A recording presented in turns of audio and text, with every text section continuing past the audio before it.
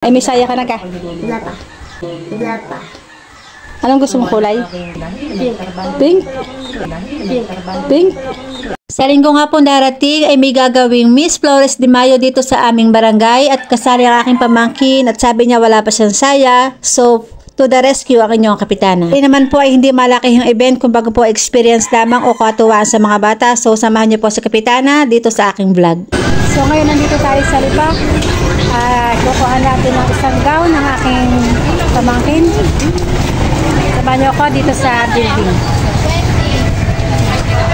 So, dito nga tayo sa tindahan ni Ate Tessie kung saan mura ang mga pagrenta ng mga gown.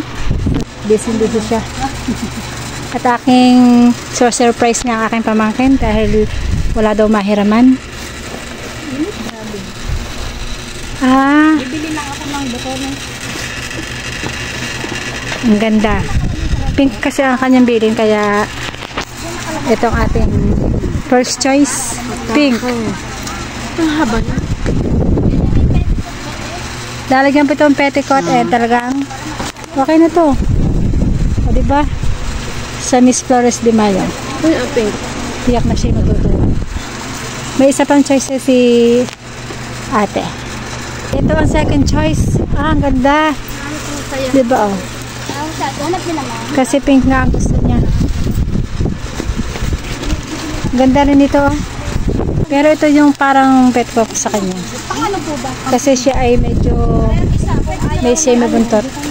Ayaw ng may petticoat. Oh, diba? Ang daming option ni ate. Ito na ating surprise sa aking pamangkin. Wala siyang mahiraman ng saya. Ginawa ng paraan ng mami. Pamangkin ko po siya pero mami ang tawag. Thank you kay Ate Tessie sa murang halaga. Magkakasaya na ang pamangkin. Para kompleto, titingnan natin siya ng crown. Ayan. Ayan. Para siya talagang prinsesa na. Ngayon ay dadalhin ko na yung ating saya sa aking pamangkin. Medyo uulan. Kaya maganda ang panahon, hindi na payong si kapitana. Daanan lang natin yung sinasabi kanina ng petticoat kasi nilalabhan pa. Yan. Kaya ate, baka tuyo na yung petticoat na pambata, lagay dito. Ate, tuyo na. Oh. Ito ang bahay niyan. Yan. Si ate. Yan, dala-dala ng aking anak ang petticoat natin. Medyo mahihayin ang aking anak. Hindi masanay sa mamang vlogger. So, dadalhin na namin kay Kylie. Kasama ang kanyang saya. Samahan niyo ang inyong kapitana kung paano natin siya mapapasaya. Dito kami dumaan kasi yung aking bibigyan ay nandoon naglalaro. Yan, natawag na. Nako. Nako, pakalagyan natawag na. Ay, siyempre, paano siya masa-surprise? Yan. Isaya ka na, Nine? Wala pa. Ha? Wala pa nga. Wala pa? Wala pa. Ay, ito ay doon sa bata hinihiram. Pagka hindi nagkasya doon sa bata, iyon na to. Ha? Hinihiram kasi. Sa bata sin bata. Doon nga sa anak ni Marie. Nakasalib. Kalaban mo rin. Yung bata yung maliit. Pag hindi kasya doon, sa'yo. Wala ka pang saya? Wala pa. Go! Ba't hindi nahiram umama? Ha? Wala? Pero may sapatos ka. May sapatos ka. Oo. Imbot. Sana all.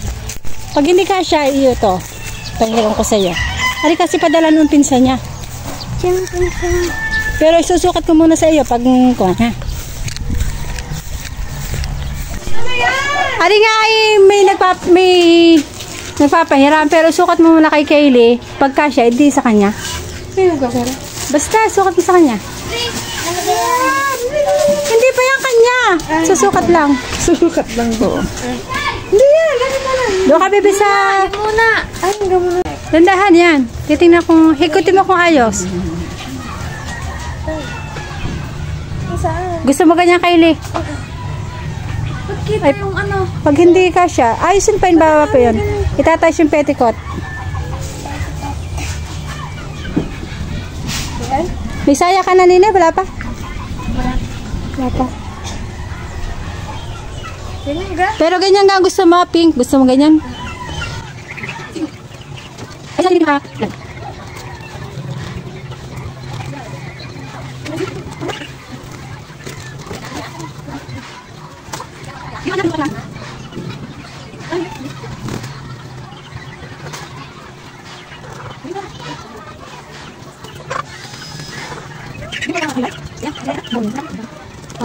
Gusto mo na nini yan? Gusto mo? Gusto mo? Yun na yan. Yun yung aking regalo sa iyo. Aking nargila.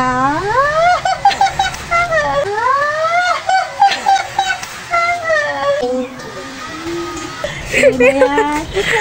Huwag mo sisirain. Nargila lagi na mami. Regalo ko sa iyo. Wala akong saya eh. Okay? Practice! Oo. Wala kayo ka mga.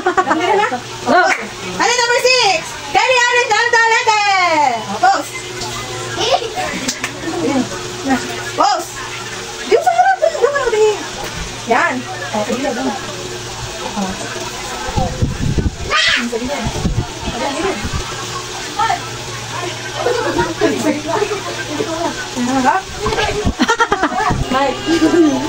My name is Kyla Irish M. Toleta. I'm 6 years old. Thank you po.